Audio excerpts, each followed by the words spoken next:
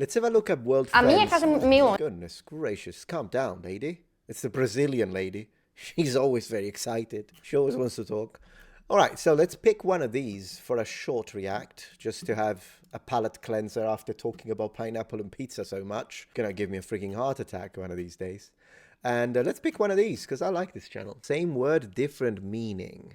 American was shocked by same English word with different meanings. Maybe. Pronunciation difference. American was shocked. This is always American was shocked.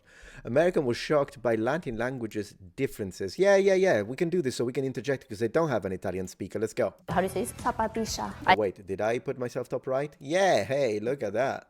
Let's go. I say zapatilla. For us, like sneaker, it would be tenis. Yo, for us too. Yeah! In Argentina, we say chorro. I heard that before. When I went to Argentina, they were like, toma cuidado con los chorros. For us, the double L, we pronounce as sh. In Argentina, yes. Hi. Yes, Brazil for sure. We speak Portuguese. Like Brazil, yeah. Then the other one, probably the ending of the words, the vocabulary. I think for us, for like South America and Spain, it's very different. Yeah, for me in Mexico at least, depends on the city that you live in. It's different too. Which part of Mexico are you from? I'm from the north in a city called Monterrey. As a person who had to Monterrey. learn Spanish, the vocabulary is very different. Hey, this is fascinating. Let's see these pronunciation differences then. Pronunciation is different too. We all have different accents. I also think like the flow of the language is very different. Like some people when they speak Spanish kind of sounds like they're singing. Grammar-wise though, we're pretty similar. But I don't think we have any word that is the same. Because like there's a lot of words that they are the same, but the meanings are different. Oh, I'm sure you do have words between Portuguese and Spanish that are the same. Like you definitely can find them. There must be. I mean, it's so similar, so Yeah. but I don't know what. There are words that are closer to Latin Spanish. For example, there are some places that say carro for car, and we say cajo, so it's pretty much the same, while like in Spain they say coche. And I feel True, yeah, el coche. That's the one I learned because, of course, in Italy we studied Spain Spanish. I mean, it makes sense. They're just around the corner. You can walk there. I mean, you can't, but from an American perspective, just around the corner. Cajo instead of carro, and then el coche for a car. In Italian, it's macchina. That's the word we use. I mean, you can say automobile, but everyone says la macchina. that actually Brazilian Portuguese is similar to Catalan than to actual Spanish. In the US, we say friend. In Spain, we say amigo. Amigo, In Argentina, we say amigo. amigo, In Brazil we say amigo. In amigo. Mexico we say amigo. Great. And in Italian, we say amico. So with a C. Were you expecting that? Yep. Not too English though. Maybe there's some slight differences, but it sounded like, yeah. I take back what I said.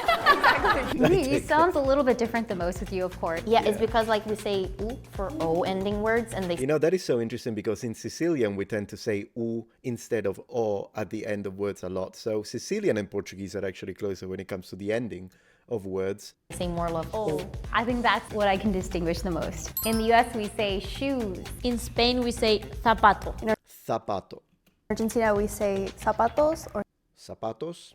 zapatillas. In Zapatillas with her accent, of course. Brazil we say sapato. In Zapato. Mexico we say zapatos. Zapatos.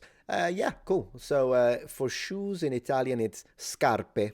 So Italian is the odd one, I suppose. And ta, right? I think like I'm the one that it's more different right Because now. even I do sa, and you have Yeah. zapatilla. We have zapatilla. What does it mean? You know, like tiny, like ballet-like sort of it's the shoes. same in Mexico, It's an too. actual shoe, but we call zapatilla. In Catalan, it's zapatillas. In Argentina, zapato is like this, like a formal shoe. Zapatilla is like a sneaker. For us, like sneaker, it would be tenis.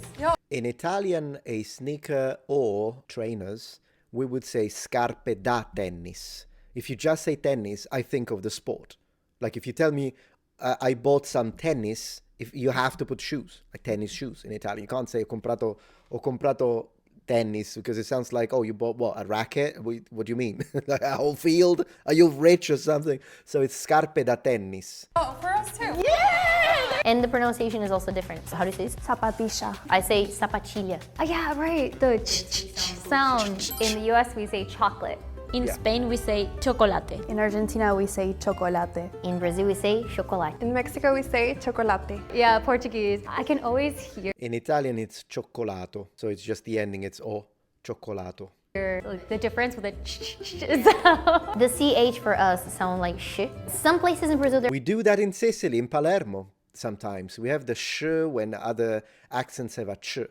Man, we are finding some common areas between Portugal and Sicilian. How about that? they're gonna say the ending a little bit different, so they can say chocolate, but it depends on the area that they are. A big part of Brazil says chocolate. In the US, we say thief. Chocolacci, probably what? Carioca do that? Thief. What a word to choose. Thief.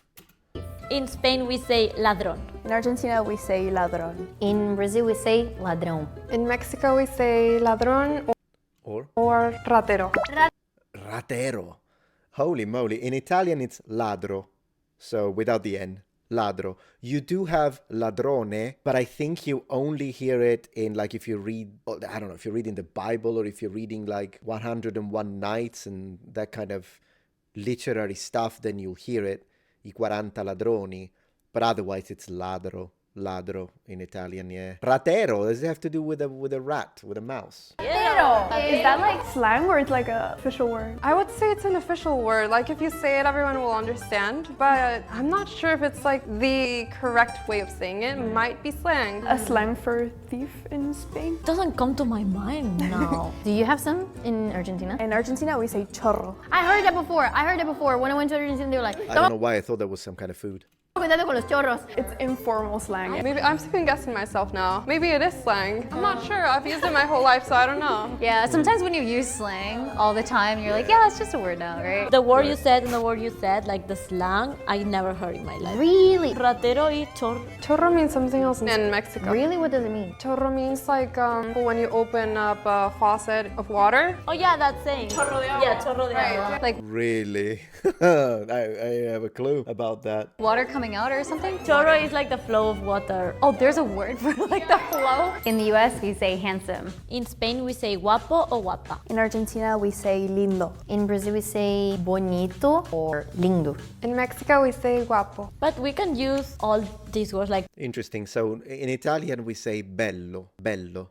Bello. lindo, bonito, guapo. The Spanish that I learned, of course, it was a big mix. So I thought that like a guapo is like, oh, someone handsome. And then lindo is like, oh, Yeah. cute. You would call someone guapo in more of like, oh, this person is attractive. And lindo is more like, oh, he's cute, you know, he's sweet. For cute, we would say carino in Italian. Carino. And carina, if it's a girl, of course, it's a beautiful woman. You can say bella, bella donna, bellissima. Una donna bellissima is how I would say a beautiful woman. And if I wanted to say good-looking man, I would say, or a handsome man, I would say un bell'uomo, because then bello, just you do LL apostrophe and connect it to the U in uomo, un bell'uomo, una bella donna, una donna bellissima. I hear that a lot, like with my Spanish friends. Like they all go like, ay, qué linda. I've heard that, yeah. I use that a lot. In Spain, Same in Italian, che carina, che carina. See how cute, che carina, che carino. we use mono for lindo. We say que mono, que lindo. It's little bit not that used, or more for like grandmas, I feel like. In Argentina, we don't use guapo. We use lindo o está bueno. But that's slang. It's like hot. You're hot. Yeah. In the US, Hot is interesting because in Italian, you drop the U. So it's actually an interesting fun fact. The word buono, buona, buono, buona, just means good. You could say you're eating a pizza, you can say è buona. Or if you, I don't know, you're eating a gelato, you could say è buono, an ice cream. But if you drop the U and just say bono, bona, it means hot, sexy. That's what it means. we say document. In Spain, we say documento. In Argentina, we say documento o factura. In Brazil, we say documento. In Mexico, we say documento. In Italian, we say documento. It's exactly the same. Factura, so if you remove the C as Italian simplified CT from Latin into a double T, and you say fattura, it actually means invoice. It doesn't mean document, it specifically means invoice. So I wonder if that's the same in Argentinian Spanish and maybe she got confused, or if it is an actual alternative for the word for document, because in Italian it wouldn't be. Same, right? Same thing, only like just the ending, because like again they say o, and I say documento, documento, documento, documento. Yeah, I'm hearing more of ooh at the end. In Sicilian I would say u documento. So yeah, exactly like Portuguese. Right?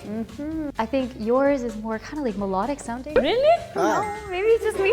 I realized one more thing. When we do the N in Brazil, we don't say men, we say men. Main. Yeah, we don't say documento, we say documento. Brazilian Portuguese is very nasal. In the US, It is, yeah. we say avocado. In Spain, we say aguacate. In Argentina, we say palta. In Brazil, we say abacate. In Mexico, we say aguacate. Fight, fight, fight, fight. Wow. Palta, it's yeah. You can In Italian, I think we just say avocado. We just say the same, yeah, avocado. I don't think we have a special one for it. not say to a Spanish person, palta will never understand you. The thing Me is neither. that I avocado haven't got a clue. If you tell me, me gusta comer la palta, I'd be like, what's that? I would think la pasta. is a traditionally Mexican. It comes from way before Spanish people came to Latin America. Back then, there were like the Mayan people. Traditional native Mexican people came up with the word aguacate. But then in the south of South America, we had the Incas. They have Yeah. a language called Yeah, also because in Mexico you would have the Aztecs. Quechua. In that traditional native language, they say palta. So usually the south of South America, Peru, sense. like Uruguay, Argentina, we say palta, and in the north, they say aguacate. That's You know your history. I think it's because too many people fight with her because of that. Everybody tries to tell me that it's wrong, but it's not wrong. It's not wrong, absolutely. No. It's connected to the indigenous traditions. I wish they kept more of the languages spoken by the... You know how interesting it is, though? I remember a few years ago when I started studying a little more deeply the Aztecs, for instance, the Tenochtitlan. You know, whenever I think the Maya go back, like, it's very ancient civilization. Not as ancient as the Romans, but it's an ancient civilization. But the Aztecs, not really that much. We're talking about 13th century, 14th century. They're not that ancient as a civilization. Maybe their origins, if someone could place them, and historians have been trying to understand where they were coming from before they settled into what would become Tenochtitlan, their massive, which I'm mispronouncing of course, their massive city, and then they interacted with the Spanish and the whole situation that happened historically with Cortés, absolutely Cortés, we should say, since he's from Spain. In the US, we say chicken. In Spain, we say pollo. In Argentina, we say pollo. In Brazil, we say frango ou galinha. In Seriously, completely different. Mexico, we say pollo. Gallina is chicken, but like the alive chicken. You know? Pollo is like Okay, it's all different. So in Italian, it's pollo, so we just pronounce the double L, pollo. But what they are saying now, the other word that she said gallina, and the Portuguese was what? Galinha. In Galinha sounds like Italian gallina, but gallina is the female. It's the egg-laying bird. What's the word in English? The goodness gracious, hen. Exactly. That's what gallina means, hen, specifically in Italian. Mexico, we say pollo. gallina is chicken, but like the alive chicken. You know? Pollo is like the meat. So Because pollo is the alive chicken as well in Italian. Pollo. the LL, how do you say that? For us, the double L we pronounce as sh. I find that fascinating of Argentinian Spanish. It's so typical. Interesting. Yeah, that's very different. In the Yeah. US, we say wait. In Wait. Spain, we say esperar. In Argentina, we say esperar. In Brazil, Portuguese, we can say esperar. In Mexico, we say esperar. You know what's so interesting? In Italian is aspettare. That's the verb to wait. And then if you're giving the command, if you're using imperative, it would be aspetta, aspetta. Esperar, it's actually a false friend, because if I hadn't known this without any context, I would have thought it means to hope. Because in Italian, sperare, without the E at the beginning, means to hope.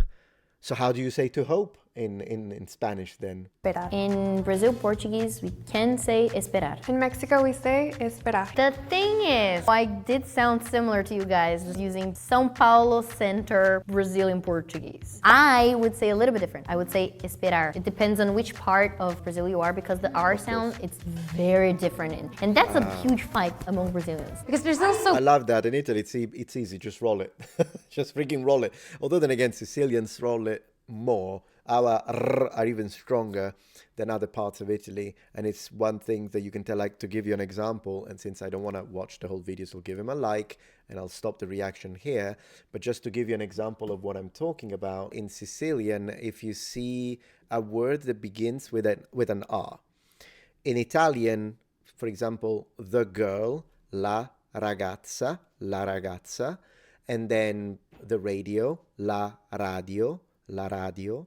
In Sicilian, la radio. So if you notice, it's a stronger R, la radio.